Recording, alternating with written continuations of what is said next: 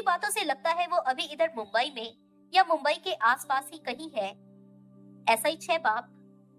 तू बोला तो अगले हफ्ते उसको इधर से निकालेगा और गोवा पहुंचाएगा। बरोबर बाप। अगले हफ्ते क्यों, अभी क्यों नहीं?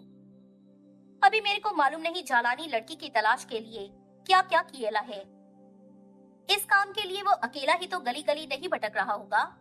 क्या पता उसके जोड़ीदार कितने भीड़ू उस लड़की का कोई अता पता सूंघने की कोशिश करते मुंबई में भटक रहे हैं। अभी लड़की को इधर से नक्की करना खतरे से खाली नहीं। ओह, कल मेरे को झालानी की बाबत बहुत कुछ पता लगेगा। हो सकता है वो चुप बैठने की कोई फीस कबूल कर ले। हो सकता है वो परसों का सूरज ना देखे। कल शाम तक इस बात को नक्की करो बाप। अगर मेरे को लगेगा कि हफ्ते से पहले उसे इधर से निकालना सेफ, तो मैं ऐसा ही करेंगा। उसे हफ्ते बाद भी इधर से निकालने की मेरी कोई कसम नहीं है। फिर क्या वांदा है? ठीक है ना छगन? छगन ने हिचकिचाते हुए सहमति में सिर हिलाया। मंगलवार 20 जनवरी झालानी ऑफिस पहुंचा। दत्त साहब मिलना मांगता है, चपरासी ने बताया। बोल के रखा आते ही तुम्हारे को बोलने का है। झालानी ने सहमति में सिर हिलाया और अपने कैबिन में कदम रखने की जगह सिटी एडिटर अजीत दत्त के ऑफिस में पहुंचा। अभिवादनों का आदान प्रदान हुआ। क्या प्रोग्रेस है? अजीत दत्त ने पूछा। झालानी ने सविस्तार प्रोग्रेस बयान की। वेरी गुड, अजीत दत्त संतोष भाव से बोला। You have done a great job. तो मैं रिपोर्ट तैयार करूं क्या? वो तो जरूर करो, लेकिन रखना उसे अभी होल्ड पर होगा। क्यों? 2 वजह हैं। एक तो स्टोरी में असली और गहरा रंग तब आएगा जब वो लड़की बरामद हो जाएगी। तुम्हारा वो डिटेक्टिव यार इस बाबत कुछ कर दिखाए तो कर दिखाएगा। उसे तजुर्बा है ऐसे कामों का। कर दिखाएगा तो हमारे पेपर के जरिए ऐसी वाहवाही लूटेगा कि उसके कारोबार को 4 चांद लग जाएंगे। और दूसरी वजह, चीफ एडिटर साहब का हुक्म है कि इस स्टोरी को अभी होल्ड पर रखा जाए। उनका हुक्म? क्यों भला? क्योंकि उनके पास मधुकर राव साबले एमपी का और उसके पार्टी प्रेसिडेंट बहराम जी कॉन्ट्रैक्टर दोनों का अलग अलग फोन आ चुका है कि इस मामले को पेपर में ज्यादा ना उछाला जाए। जो बात कल पुलिस वाला आपको बोल के गया, वो नेता लोगों ने चीफ एडिटर को बोली। अपना अपना लेवल होता न है भाई। बहराम जी कॉन्ट्रैक्टर मेरे से बात करता तो उसकी हेटी होती। इंस्पेक्टर गोविलकर चीफ एडिटर से बात करना चाहता तो बिग बॉस शायद उसे मुंह ना लगाता। बहरहाल अब स्टोरी को किल करने के लिए पॉलिटिकल दबाव डाला जा रहा है। दरख्वास्त की जा रही है एक नौजवान बेगुनाह लड़के को बदनामी से बचाने के लिए, उसके सगे वाले नेता लोगों को बदनामी से बचाने के लिए। हम दबाव में आएंगे क्या? No, we can put this story on hold. We can not kill it. शुक्र है। You have a good story. अगर उस लड़की का बयान इसमें जुड़ जाए तो ये परफेक्ट स्टोरी होगी। फिर बहराम जी कॉन्ट्रैक्टर क्या, चीफ मिनिस्टर भी बोलेगा तो हम इसे किल नहीं करेंगे। लिहाजा लड़की की बरामदी मेरी स्टोरी के छपने की शर्त है। फौरन छपने की शर्त है। एक रीजनेबल टाइम तक लड़की ना मिली तो ऐसे ही छपेगी। किल हरगिज नहीं की जाएगी। Good. So you do your best to get that girl located. I will. Jeet Singh ने अपने वकील को फोन किया। जीत सिंह बोलता हूँ, वो बोला। बोलो भाई, वकील बोला। मेरे को 11 बजे थाने की हाजिरी भरने का है। मैं चाहता हूँ आप आज इधर मेरे साथ चलें। वजह? ज्यादती होने का अंदेशा है, गरीब मार होने का अंदेशा है, कोई भारी जुल्म होने का अंदेशा है। कैसे मुमकिन है जब 7 तारीख से अब तक कुछ नहीं हुआ? तो बाप, मैं खाली 7 तारीख को ही उधर हाजिरी भरने गया, उसके बाद आज जाने का है। क्या तुम रोजाना हाजिरी नहीं भर रहे हो? नहीं, आज 20 तारीख हो गई, खाली एक बार गए क्या? हाँ, पहली बार 7 को। वजह? फोन पर बोलने की नहीं है। टालना नहीं बाप, मैं फीस भरेगा। उधर 15-20 मिनट पहले पहुंचना और मेरे को थाने के बाहर मिलना। ठीक है, थैंक यू बोलता है बाप। वकील का नाम विनोद रावल था। वो नौजवान लड़का था। जेहानत उसकी सूरत से झलकती थी। जीत सिंह को वो थाने के बाहर सड़क पर खड़ी अपनी कार में बैठा मिला। उसे देखकर वो कार से बाहर निकला। मेरे साथ एक हादसा हो गया था जिसकी वजह से मैं नर्सिंग होम में था और थाने की हाजिरी भरने की हालत में नहीं था, जीत सिंह ने उसे बताया। ऐसे में थाने तहरीरी खबर करनी पड़ती है, वकील संजीदगी से बोला। कोर्ट को भी अर्जी लगानी पड़ती है, फिर एग्जम्पशन मिल जाती है। क्या मिल जाती है? हाजिर ना होने की इजाजत मिल जाती है। ओह, खैर कोई बात नहीं, अभी भी नर्सिंग होम से सर्टिफिकेट हासिल किया जा सकता है कि तुम कल तक कैसी नाजुक हालत में वहां भर्ती थे कि कल तक नहीं बाप, तो फिर 14 तारीख तक। उसके बाद क्या प्रॉब्लम थी? उसके बाद क्यों नहीं गए? पहले ही दिन इंस्पेक्टर गोविलकर मेरे को नर्सिंग होम में मिलने को आया। वो मेरे को बोला थाने में मेरे को हाजिरी भरने का आने का नहीं था, वो ऐसे ही मेरे को हाजिर बता देगा। क्यों भला? मेरे से अपना कोई काम कराना चाहता था, उसके बदले में वो छूट दी। अब क्या हुआ? काम करने लायक नहीं था भी किसी और का। मैं नक्की बोला। ऐसा बोलते ही थाने हाजिर होने का हुक्म हो गया। अब तुम्हें क्या अंदेशा है? इंस्पेक्टर नक्की बोलने का बदला उतारेगा। ऐसा क्या? हाँ, बहुत जालिम है। पहले भी कई बार बहुत मार लगाया। कोई सोशल वर्कर एकाएक थाने में आ गए। इत्तेफाक से उन्होंने उस इंस्पेक्टर के हाथों मेरा बहुत बुरा हाल देख लिया तो ऊपर तक एतराज पहुंचाया, तब कहीं जान छूटी। वो एतराज अब खत्म हो गया क्या? मेरे को नहीं मालूम, पर मेरा दिल बोलता है कि इंस्पेक्टर को रोका ना गया तो आज वो मेरी बहुत बुरी गत बनाएगा। ऐसा ना हो इसके लिए कोर्ट में एक अर्जी लगानी पड़ती है, फिर मुलजिम का मेडिकल एग्जामिनेशन होता है। उससे क्या होता है?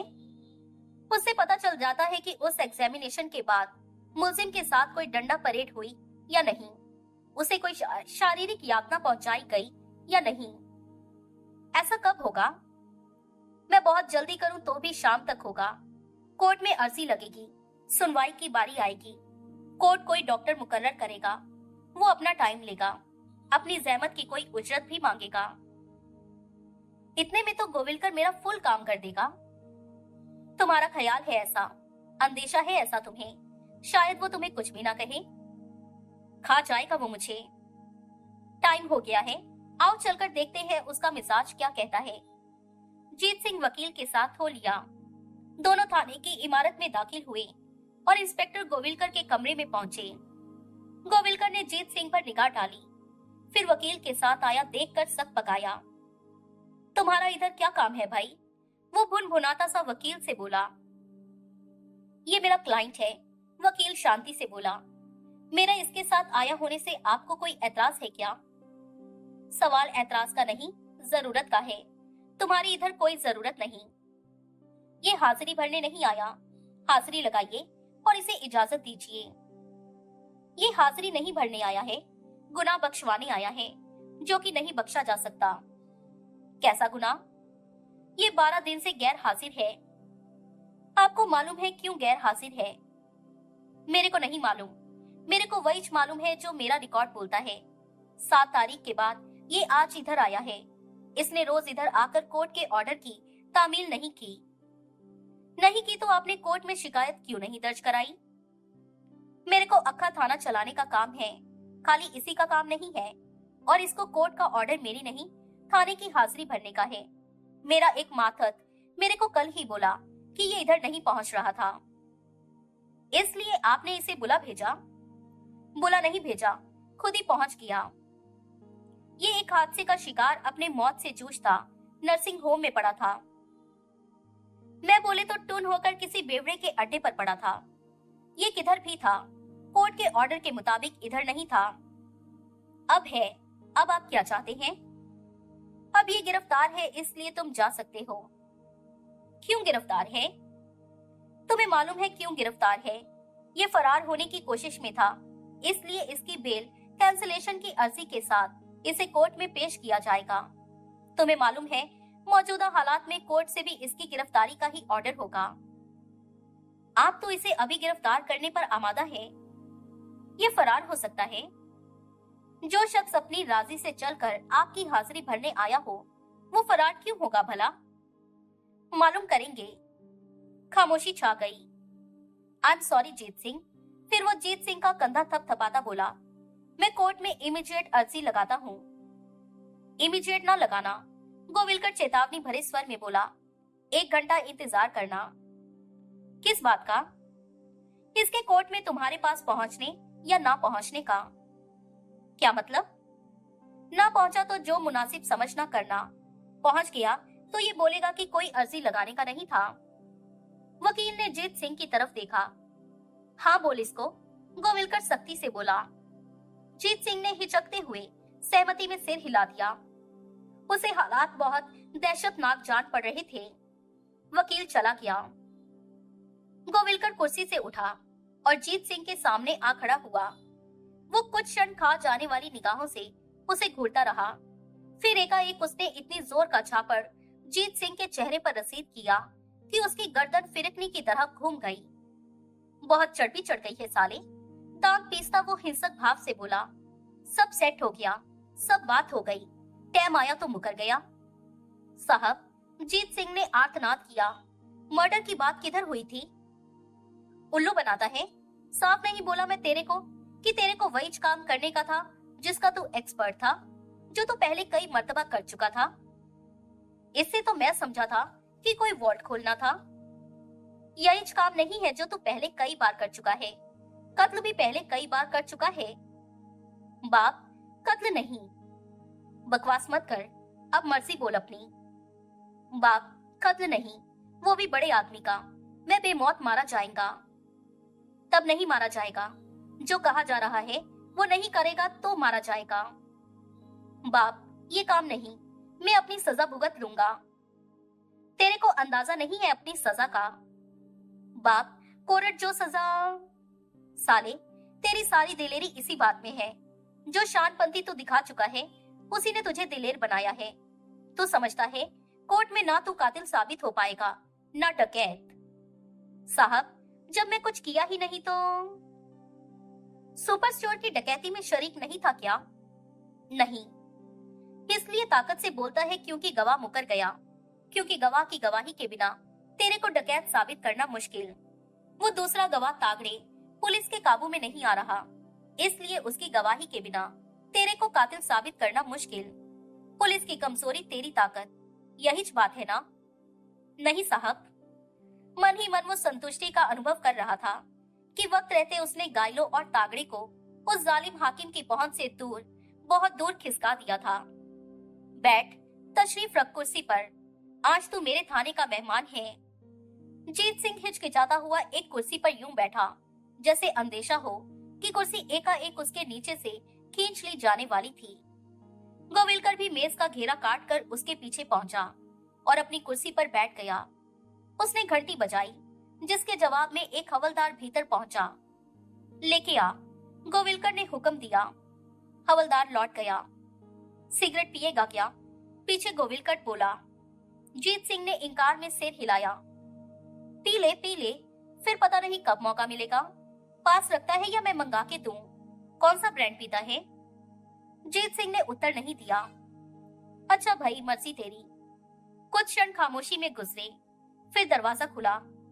2 जनों के साथ हवलदार ने भीतर कदम रखा, जिन पर निगाह पड़ते ही जीत सिंह के होश उड़ गए। वो उछलकर खड़ा हुआ। बैठा रहे, गोविलकर बोला। बैठा रह पाना नामुमकिन था, क्योंकि उसका दिल बैठा जा रहा था। वो गायलों और तागड़े थे। हवलदार ने दोनों को मेज के करीब लाकर खड़ा कर दिया और स्वयं 2 कदम पीछे हट गया। दोनों की सूरत पर फटकार बरस रही थी, लेकिन ठुकाई सिर्फ गायलों की हुई जान पड़ती थी।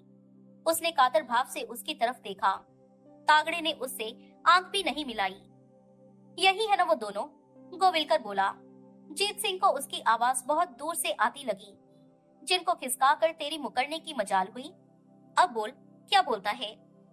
जीत सिंह ने एकाएक अपने सूख आए होंठों पर जुबान फेरी। अबे बोल, गोविलकर कड़क कर बोला। क्या बोलूं साहब? जीत सिंह कंपित स्वर में बोला। ये भी मैं तेरे को बताए क्या? एक बात बता दो साहब। पूछ। तागड़े खुद आया या इसे भी पकड़ा? पकड़ा। दोनों निगाह में थे क्या? तीनों। तू भी? मैं भी। साले, मैं बोला नहीं था तेरे को, पुलिस के हजारों हाथ और लाखों निगाहें होती हैं। बोला था। अब देख लिया ना। हाँ, अब अपने टॉप के हिमायती से पूछ, अगली बार ये अदालत में तेरी बाबत क्या बयान देगा। क्या पूछेगा साहब, मेरे को मालूम। तागड़े से तो पूछने की भी जरूरत नहीं है, ये तो वैसे ही तड़प रहा है बयान देने को, ताकि डंडा परेड से बच सके। मालूम है बाप। अब क्या बोलता है? इन्हें छोड़ दो। ये तेरी शर्त है बोलने की? छोड़ दो साहब, जो बोलेगा करेंगा। वो भी जिससे कल नक्की किया? हाँ, करेंगा मैं कामरेड साहब का काम, पर इन्हें छोड़ दो। फिर मुकर गया तो? मुकरा नहीं था साहब, मुकरा मेरे को तब बोलते जब मेरे को पहले से कोई आइडिया होता कि मेरे को क्या करने का था। तो और क्या किया? खाली अपना बुरा बुला सोचा। अभी क्या सोचा? अभी भी बुरा भला ही सोचा, तभी तो बोला कामरेड साहब का काम करेंगा। तो तू चाहता है मैं तेरे पर एक बार और यकीन करूं, तुझे एक मौका और दूं? हाँ, जो मजाल तेरी हुई बिना उसकी तुझे कोई सजा दिए। साहब, अब क्यों आप? ठीक है, तू भी क्या याद करेगा? क्या ठीक है साहब? गोविलकर ने घंटी बजाई। हवलदार भीतर आया तो वो बोला, छोड़ दो इन दोनों को।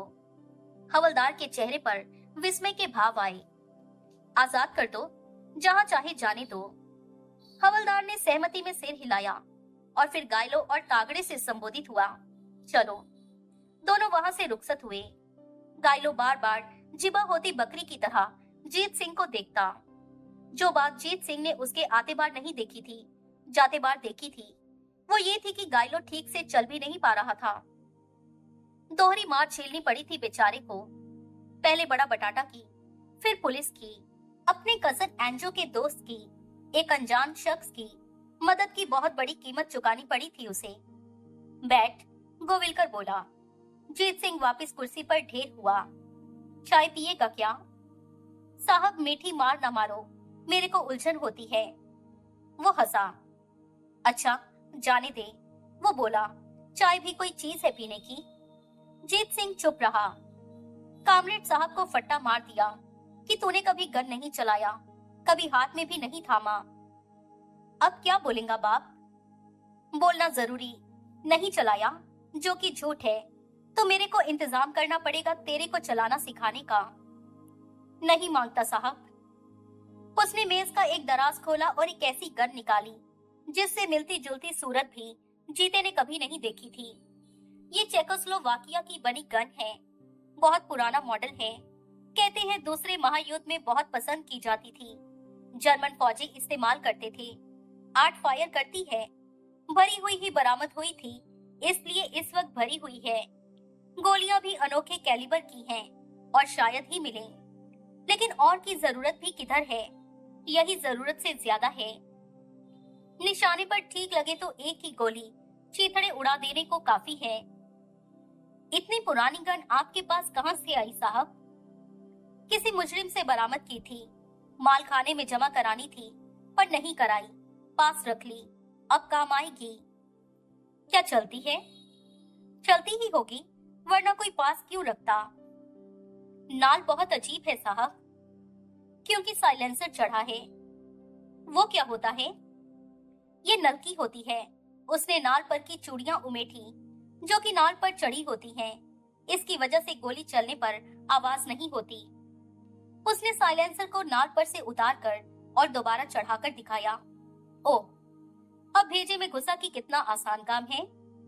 जीत सिंह ने हिचकिचाते हुए सहमति में सिर हिलाया। ठीक चला लेगा तो एक ही गोली काम कर देगी और किसी को खबर भी नहीं होगी कि जॉर्ज डेविस गॉड के पास पहुंच गया था। जब तक उसके किसी गनमैन की उसकी तरफ तवज्जो जाएगी, तब तक तू मुंबई के दूसरे सिरे पर होगा। गन तुम्हारे को लाके देने का है क्या?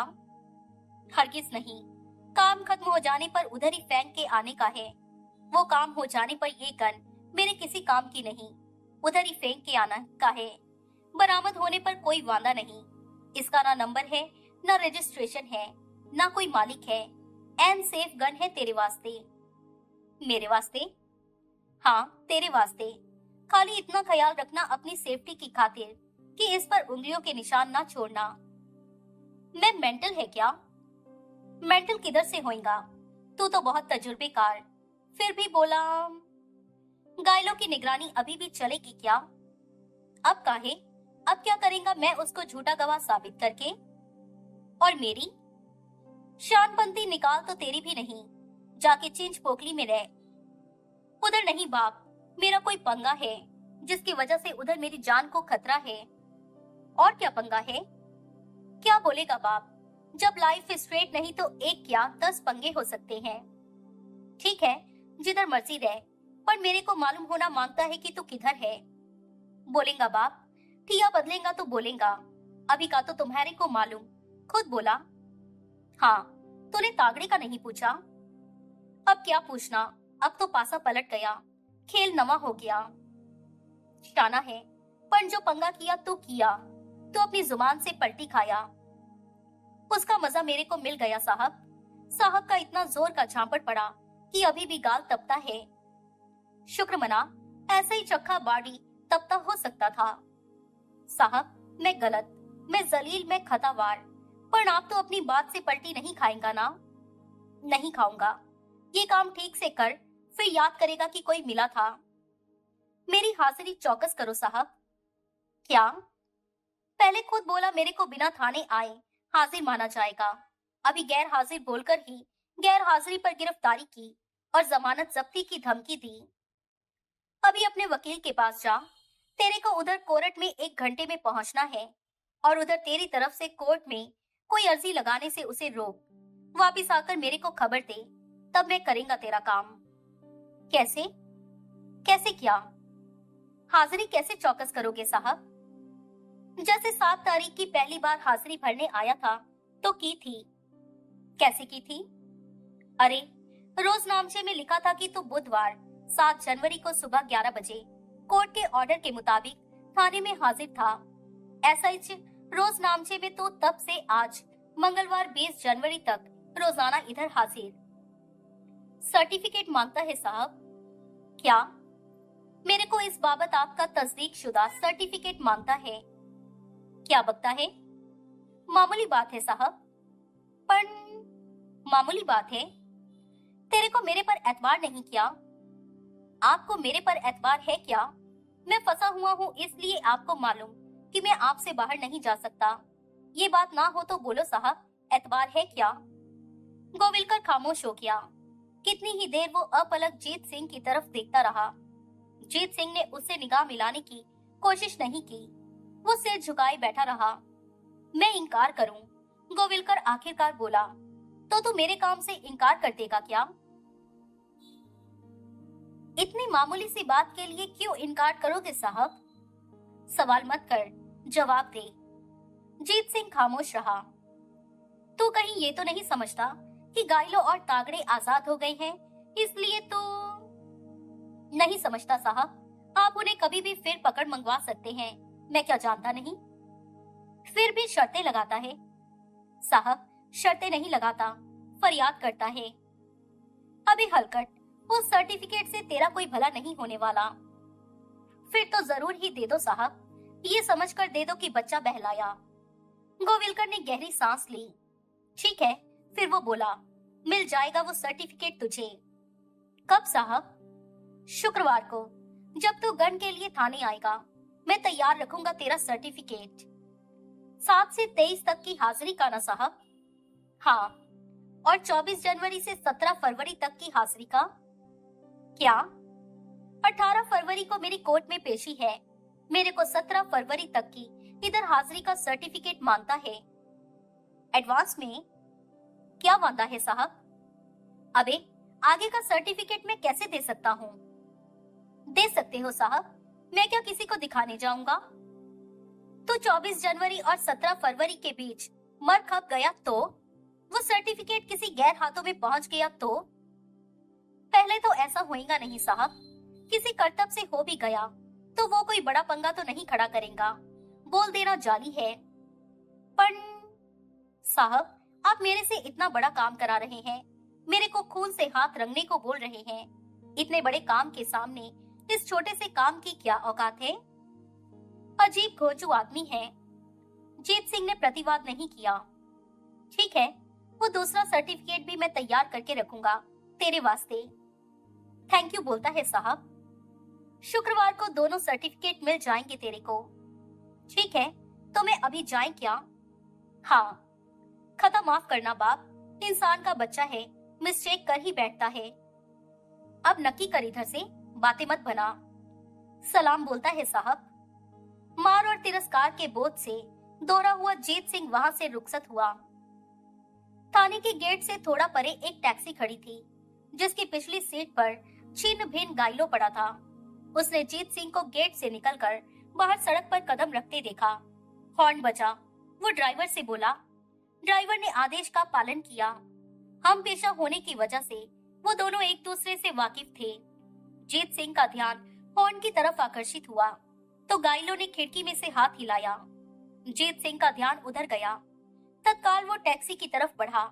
करीब आकर वो पिछला दरवाजा खोलने लगा तो गाइलो कराहता हुआ बोला, आगे बैठ जीते। मैं बैठ नहीं सकता, लेटने में भी तकलीफ है। जीत सिंह के चेहरे पर गहन संवेदना के भाव आए। फिर वो आगे ड्राइवर के साथ बैठ गया। निकल ले, गाइलो ड्राइवर से बोला। किधर चलूं? ड्राइवर ने पूछा। अभी खाली कर, इधर से निकल। फोर्ट चल, जीत सिंह बोला। नरीमन रोड। उधर काहे? गाइलो ने पूछा। बोलेगा। टैक्सी आगे बढ़ी। आराम से चलाने का है, गाइलो बोला। झटका नहीं समझा क्या? बरोबर, ड्राइवर बोला। क्या बहुत तकलीफ है? जीत सिंह सहानुभूतिपूर्ण स्वर में बोला। यही जो जिंदगी है, गाइलो बोला। एक सुख 100 दुख। सब मेरी वजह से हुआ। काहे को? तू क्या कर ना सकता? सब गॉड ऑलमाइटी हैंडल करता है। दूसरा भेड़ू किधर गया? कौन, तागड़े? हाँ, वो खाली बाहर तक मेरे साथ आया था, फिर राह चलता ऑटो पकड़ा और किधर चला गया। मैं उधर थाने के बाहर ही गिर पड़ा था। मेरे को उठाने तक की कोशिश नहीं किया, मुड़ के झांका भी नहीं, हवा हो गया। कमीना। अपना डिकोस्टा उसने ड्राइवर की पीठ की तरफ इशारा किया। बाय चांस इधर से गुजरता था, मेरे को देखा तो उठाकर टैक्सी में डाला। ओ, पकड़ाई में कैसे आया? तेरे हॉस्पिटल से नक्की करने के 1 घंटा बाद मैं उधर से निकला था। जाने का बोलने में, जो छोटा मोटा पेमेंट था वो करने में और डिस्चार्ज स्लिप बनने में टाइम लगता था ना। पहले तो बोले रात को नहीं जाना सकता, ये काम मॉर्निंग में होते थे। मैं बोला मैं ऐसे चुटके चल देगा, तो डिस्चार्ज स्लिप बनाया। मैं उधर से टैक्सी किया और इंटरस्टेट बस टर्मिनल पहुंचा। उधर से पणजी का बस का नाइट सर्विस मेरे को मालूम, फैंसी डीलक्स बस। टिकट लेके बैठ गया। मॉर्निंग में उधर होता। बस चला तो मैं चैन का सांस लिया, पर वो अभी सिटी में ही था। हाईवे पकड़ा भी नहीं था कि पीछू से पुलिस का एक जीप आया, बस को रुकवाया और मेरे को बस से जबरन उतार लिया। फिर मैं तारदेव थाने में, वहाँ रियल डेविल इनकॉर्नेशन ने उस इंस्पेक्टर के हवाले शैतान के माफिक पेश आया। पहले ठोका, फिर बोला क्यों ठोकता था। जरूर मार ही डालता, पर उसको मेरा जरूरत इसलिए जीने दिया। वो दूसरा भेड़ू तागड़े उसको नहीं ठोका क्या? खाली एक आध डंडा जमाया। वो बोला तो उसको फोर्स किया मुंबई छोड़ने को, मार डालने का धमकी देके। बोला जान बचाने का वास्ते हाँ बोलना पड़ा। साला कमीना। अब तेरा क्या होगा जीते? अरे मेरे को गोली मार, अभी सोच तेरा अपना क्या होगा। काम का मुसीबत में फंस गया। कोई वांदा नहीं जीते। वो तेरा कोई नवा बयान लिया है क्या? लिया ना, तभी तो ठोकना छोड़ा। क्या बोला तू? वही जो वो बुलवाना मांगता था, पर तेरे को फिक्र नहीं करने का है। मैं कोर्ट में खड़ा होके बोलेगा कि वो इंस्पेक्टर मेरे को ठोक के फोर्स किया, वो उसका मन माफिक बयान देने को। अब वो नौबत नहीं आएगी। ऐसा क्या? हाँ। क्या होगा जीते? जो भी होगा अच्छा होगा।